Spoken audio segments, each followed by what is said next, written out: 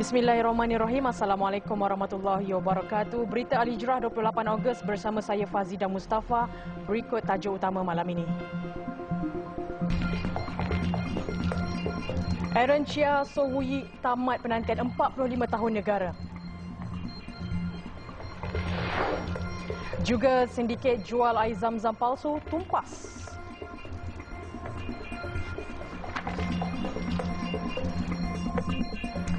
Beregu lelaki utama negara, Aaron Chia So Woo-yik menghadiahkan kejayaan bersejarah kepada negara selepas muncul juara dunia pada kejohanan badminton dunia 2022 di Tokyo hari ini. Aaron Woo-yik tampil dengan aksi luar biasa sehingga mencipta kemenangan 21-19, 21-14 dalam tempoh 40 minit ke atas bekas juara dunia 3 kali dari Indonesia, Muhammad Ahsan Hendra Setiawan. Kemenangan itu sekaligus menamatkan penantian gelaran sulung Malaysia di pentas kejohanan badminton dunia. Dengan kejayaan melangkah ke final semalam, pasangan ranking ke-6 dunia itu turut muncul beregu Malaysia pertama dalam tempoh 12 tahun mara ke final kejohanan badminton dunia selepas kali terakhir dilakukan Khoo Kian Kiat Tan Boon Heong pada edisi 2010 di Paris. Pencapaian terbaik Aaron Woo-yik yang juga pemenang pingat gangsa Sukan Olimpik Tokyo 2020 dalam kempen kejohanan dunia adalah beraksi di pentas suku akhir pada edisi 2018 di Nanjing, China. Kemenangan ini juga adalah keempat buat Aaron Woo-yik dalam 11 pertembungan dengan gandingan Indonesia dikenali dengan jolokan The Daddies yang sebelum ini pernah meraih gelaran pada 2013, 2015 dan 2019. Lebih manis kemenangan ini di Gymnasium Metropolitan Tokyo itu secara tidak langsung memberikan hadiah paling bermakna buat negara yang bakal menyambut Hari Kebangsaan 2022 3 hari lagi. Sebelum ini, pencapaian terbaik Malaysia adalah meraih perak masing-masing menerusi acara perseorangan lelaki dan beregu lelaki.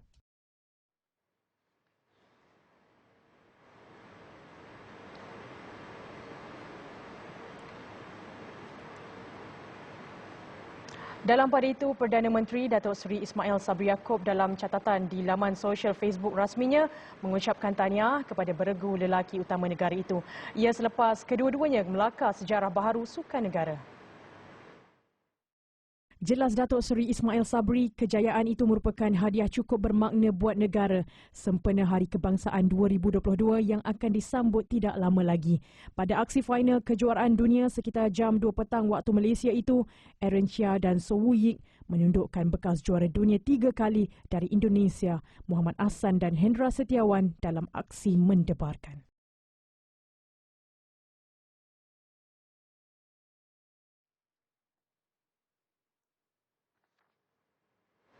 Sementara itu, legenda badminton negara Datuk Lee Chong Wei menyifatkan kemenangan Aaron Chia dan So Woo-yik merupakan sejarah yang sudah dibetulkan. Jelasnya Malaysia sudah beberapa kali nyaris-nyaris merangkul emas di kejohanan dunia itu namun tidak pernah berhasil sejak 1977. Menerusi catatan Facebook rasminya, Chong Wei berkata sebelum ini Malaysia sudah beberapa kali cuba menggenggam kejuaraan itu. Bagaimanapun masih tiada rezeki. Sejak kali pertama kejohanan itu diadakan, kesemua negara yang menyertai pernah menjadi juara kecuali Malaysia. Yang menjadi kehairanan, 11 negara sudah pun bergelar juara tetapi bukan Malaysia. Jelas beliau percaya atau tidak, Sweden, Amerika Syarikat dan Singapura pernah menggenggam emas di kejohanan dunia itu. Bagaimanapun, penantian itu akhirnya terlerai dengan kemenangan Aaron dan Woo-yik yang berjaya mencipta sejarah baharu buat Malaysia. Malaysia menunggu 45 tahun untuk bergelar juara.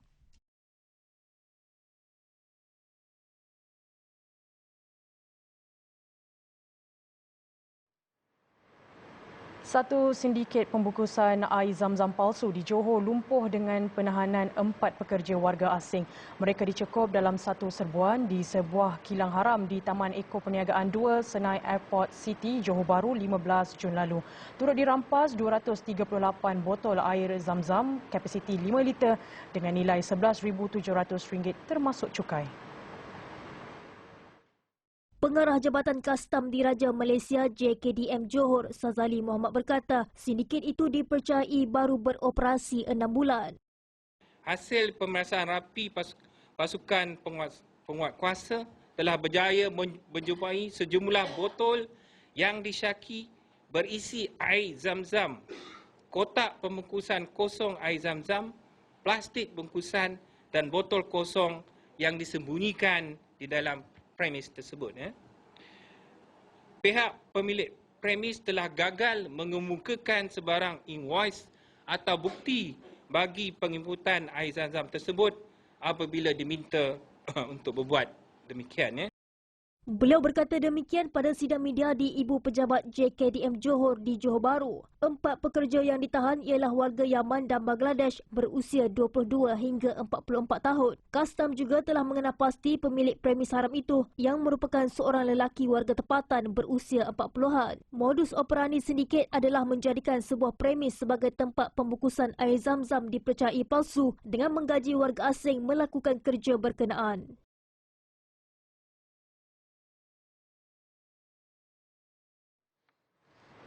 Dalam kes berlainan, Kastam Johor turut berjaya merampas 192,683 tin dan botol minuman keras luduk bernilai lebih 2.8 juta ringgit. Ia hasil serbuan di 6 lokasi termasuk gudang dan pelabuhan sekitar Johor dan Selangor antara 9 Jun dan 2 Ogos lalu.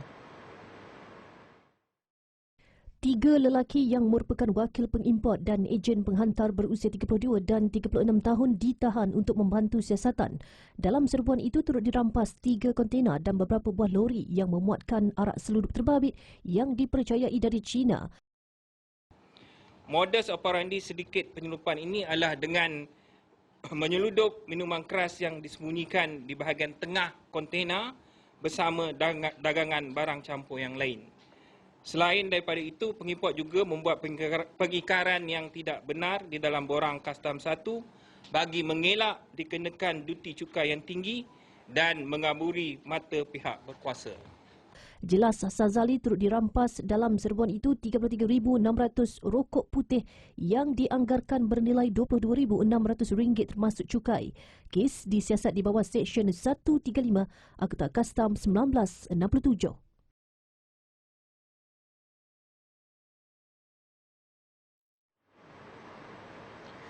Kehilangan wang dalam akaun bank boleh terjadi akibat daripada silap mangsa sendiri. Itu penjelasan pensyarah kanan di Fakulti Pengurusan dan Perniagaan UiTM Puncak Alam, Dr. Nurshima Humaidi, berhubung kebanyakan mangsa hanya menyalahkan pihak bank sahaja apabila masalah seperti itu berlaku. Jelasnya, mangsa sering membenarkan maklumat berkaitan akaun bank mereka diberi kepada penggodam melalui pelbagai platform e-dagang yang berada di pasaran. Jelas Dr. Nurshima, pengguna perlu ambil maklum dengan semua platform e-dagang yang digunakan bagi memastikan ianya selamat atau tidak. Ia kerana penggodam boleh mengambil maklumat bank ketika mangsa melaksanakan pembelian dalam talian menerusi platform tersebut dan tindakan itu merupakan antara taktik popular dalam kalangan skamer. Sekiranya kita buat pembelian di talian-talian yang e-commerce yang kita tidak pasti dia punya dari segi keselamatannya, dari segi siapa ownernya, itu adalah bahaya. Sebab apabila kita membuat pembelian secara dalam talian ni, di mana kita rasa share maklumat berkaitan dengan kita punya account number. Jadi maklumat itu kita terpaksa share kepada owner-owner di website-website yang tempat pembelian yang kita hendak beli barang tersebut lah.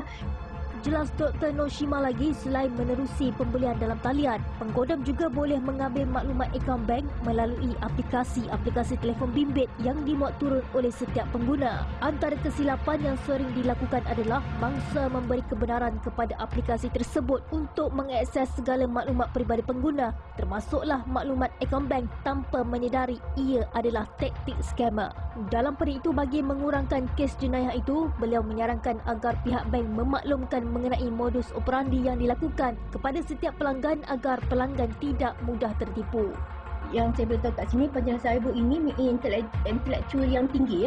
Mereka tahu bagaimana sistem tu bekerja. So mereka dah develop lots of program yang mereka boleh tawan sistem-sistem telefon kita. Pihak bank perlu inform dia punya klien berkaitan dengan modus operandi oleh penjana-penjana cyber ni, supaya mereka punya klien alert, ya, tahu bagaimana untuk memastikan sistem keselamatan di dalam telefon pintar mereka dan juga ini mobile device yang mereka ada, yang mereka gunakan untuk pembelian secara dalam talian ataupun untuk membuat transaksi secara dalam talian dipertingkatkan. Justru beliau berharap agar kesedaran berhubung jenayah cyber dalam kalangan pengguna sendiri dapat ditingkatkan untuk memastikan diri tidak mudah terpedaya dengan segala penipuan di platform berkenaan.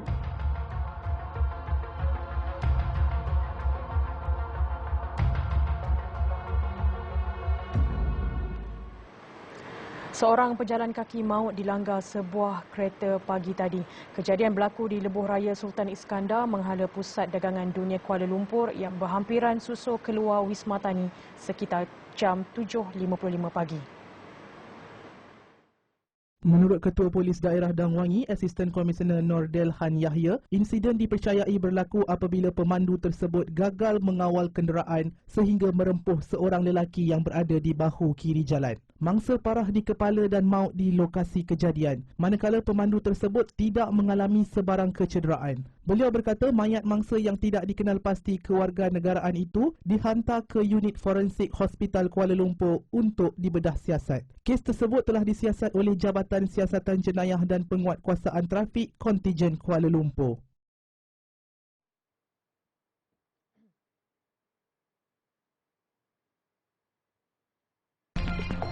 Selepas ini, berita gembira buat warga Kemas. Setuju menaikkan kadar allowance pembantu pembangunan masyarakat PPM Jabatan Kemajuan Masyarakat Kemas kepada RM800 sebulan berbanding RM500 sebelum ini. Perdana Menteri Datuk Seri Ismail Sabri Yaakob berkata kenaikan allowance itu membabitkan seramai 9,439 PPM. Kenaikan allowance pembantu masyarakat. Ini dipanggil apa? Pembantu PM. Pembantu PM ya. Yang allowance mereka hanya RM500. Hari ini saya bersetuju meluluskan dinaikkan ke RM800. Selain kenaikan allowance PPM, beliau turut mengumumkan kenaikan allowance lebih 4,000 orang daripada Persatuan Bekas Anggota Kaki Tangan Kemas PBAKM dari RM300 kepada RM500. Pada masa yang sama, kerajaan juga meneliti cadangan untuk memendekkan tempoh kelayakan pegawai kontrak kemas ke lantikan tetap dari 15 tahun kepada 10 tahun. Saya sekarang ini kena tunggu 15 tahun untuk menjawat jawatan tetap. Sekarang ini kita nak kurangkan kepada 10 tahun. Dan yang kedua, meluluskan kelonggaran syarat pegawai pelantikan kontrak yang berkhidmat lebih 10 tahun tetapi kurang 15 tahun. Maknanya berbagai-bagai syarat telah pun ditetapkan, jadi kita perlu kurangkan. Cadangan Yang Mohd Menteri kurangkan syarat-syarat. Beliau berkata demikian ketika berucap pada Majlis Perasmian Perhimpunan Perdana sempena 60 tahun Jabatan Kemajuan Masyarakat Kemas di Taman Expo Pertanian Malaysia Maib Serdang pagi tadi. Pada majlis ini, Perdana Menteri turut mahu tadika kemas sentiasa ke arah pendigitalan seperti pejabat-pejabat kementerian dan sebagai permulaan RM8 juta diperuntukkan untuk 800 buah tadika kemas seluruh negara bagi tujuan berkenaan.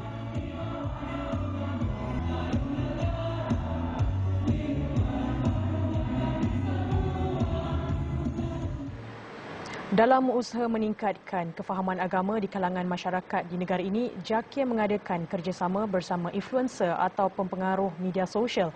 Menurut Timbalan Menteri di Jabatan Perdana Menteri, Dato' Ahmad Ma'ruzuk Syari, langkah itu melibatkan perbincangan dan perancangan dalam menghasilkan kandungan atau konten berkait agama, khususnya membabitkan ajaran Islam. Sebarkan perkara-perkara yang tak baik. Makin tersebar, maka dosa itu tersumbang kepada orang yang memulakan perkara yang tak baik itu. Jadi ini nak kena dipahami dengan kesedaran yang holistik daripada masyarakat supaya tidak menjadikan konten-konten agama dipermainkan di media-media sosial. Sama ada untuk kepentingan, untuk provokasi, untuk bisnes, itu suku kira. Tapi yang paling penting, sebarkan perkara agama yang baik, yang sahih, untuk pastinya bukan saja kita mendapat manfaat material, tetapi kita juga akan mendapat ganjaran pahala. Mengulas lanjut, Dato' Ahmad Marzuk menyeru agar rakyat lebih bertanggungjawab dan menghormati Islam sebagai agama persekutuan dalam membuat kandungan di platform media sosial. Beliau berkata demikian pada sidang media sempena majlis penyampaian replika kunci van jenazah dan sumbangan musaadah bencana di Masjid Ar-Rahman, Kampung Repit Bacok. Terdahulu, beliau turut menyampaikan sumbangan Majlis Agama Islam Wilayah Persekutuan Mawib melalui Yayasan Taqwa Wilayah Persekutuan sebanyak RM54,100 kepada 76 mangsa musibah ribut di Parlimen Bacok.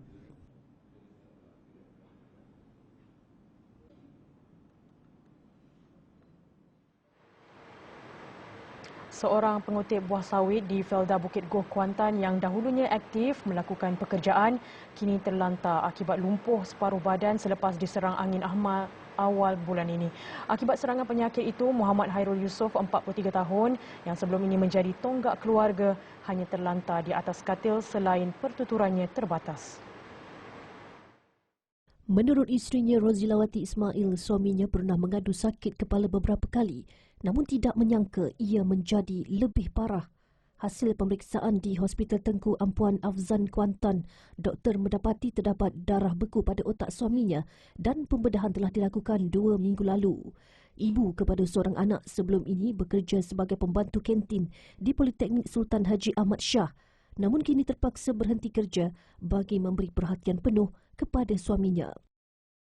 Saya sebelum pada dia sakit ni, saya cuti SEM dah lama tau, 3 minggu ni. Mana baru nak start nak naik kerja. Jadi itulah yang bermasalah. Jadi pula macam ni, dia kena pakai ni lah kan, banyak duit apa semua, ulang alik hospital apa semua. Fikir nak berubat dia lagi macam mana. Itulah masalah kat yang tu lah, kakak fikir. Ketika ini, Rozilawati memerlukan sumbangan orang ramai kerana tidak berkemampuan menanggung kos rawatan suami, terutama bagi keperluan susu khas dan lampin pakai buang yang mencecah RM1,500 sebulan, selain anaknya yang masih menuntut Universiti Malaysia Terengganu.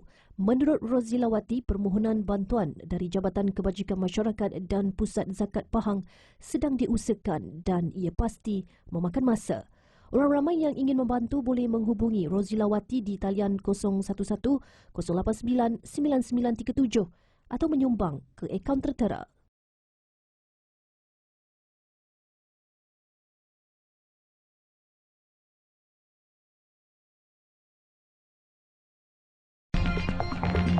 Gagal bendung COVID-19, 100 pegawai dipecat. Banjir di Pakistan semakin memburuk apabila paras air sungai di utara negara itu terus meningkat. Setakat berita ini ditulis, angka korban mencecah 1,033 orang manakala ribuan penduduk diarah berpindah khususnya yang tinggal berhampiran dengan sungai. Dalam tempoh 24 jam, 119 mangsa meninggal dunia ketika hujan lebat berterusan dan menjejaskan beberapa kawasan di negara itu. Banjir kilat di wilayah utara Khyber Pakhtunkhwa menyebabkan sungai Kabul melimpah sekaligus menghanyutkan sebuah jambatan besar. Akses ke beberapa daerah melalui jalan raya juga turut terputus.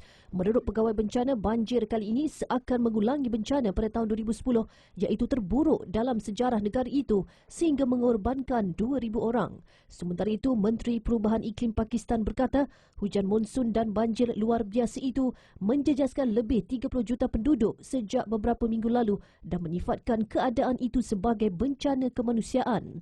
Hujan monsun yang lazimnya penting untuk mengairi tanaman dan meningkatkan kuantiti air tasik dan empangan di seluruh benua India kini membawa kesan sebaliknya apabila banyak tanaman musnah ditenggelami banjir. Mengikut rekod setakat ini, lebih 33 juta orang terjejas iaitu bersamaan 1 daripada 7 rakyat Pakistan, manakala hampir 1 juta rumah musnah. Perdana Menteri Pakistan Shehbaz Sharif berkata, bencana kali ini berlaku lebih teruk daripada yang diramal, malah kerajaan merayu bantuan antarabangsa.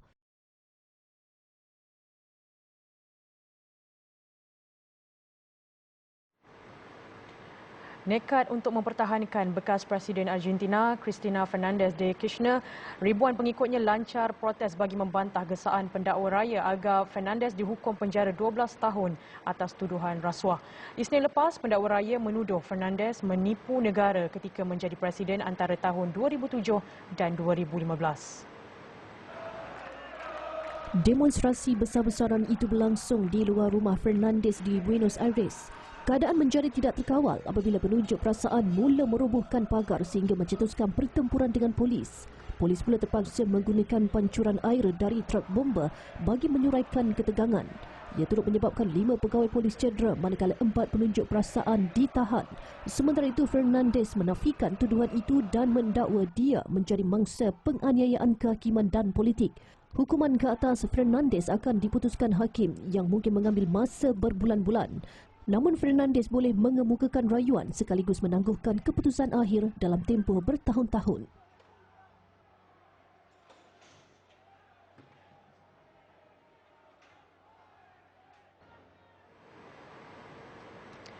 Gara-gara gagal membendung penularan COVID-19, lebih 100 pegawai di Tibet dipecat serta-merta.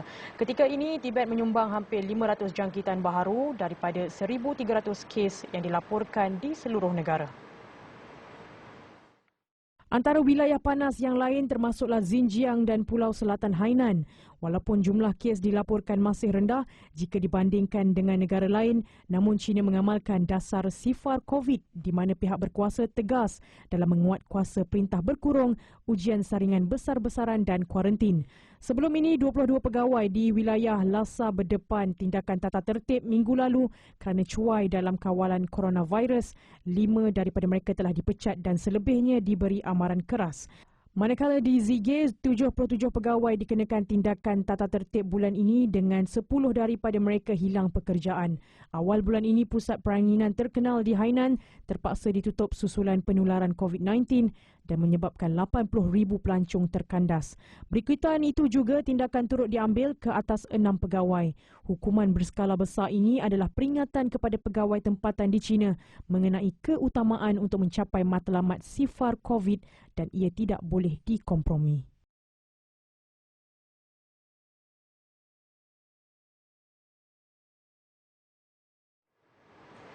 Sekian berita Al-Hijrah. Sebelum itu, saksikan Global Al-Hijrah tepat 8.45 malam ini yang membawa perkembangan isu krisis iklim global bersama penyampai Hadiza Faisal. Dan jangan lupa ikuti kami di platform media-media sosial seperti Facebook, Instagram, Twitter, YouTube dan TikTok. Dan layari alhijrahnews.com untuk lagi berita-berita pilihan dan eksklusif. Saya Fazida Mustafa. Assalamualaikum dan selamat malam. Thank you.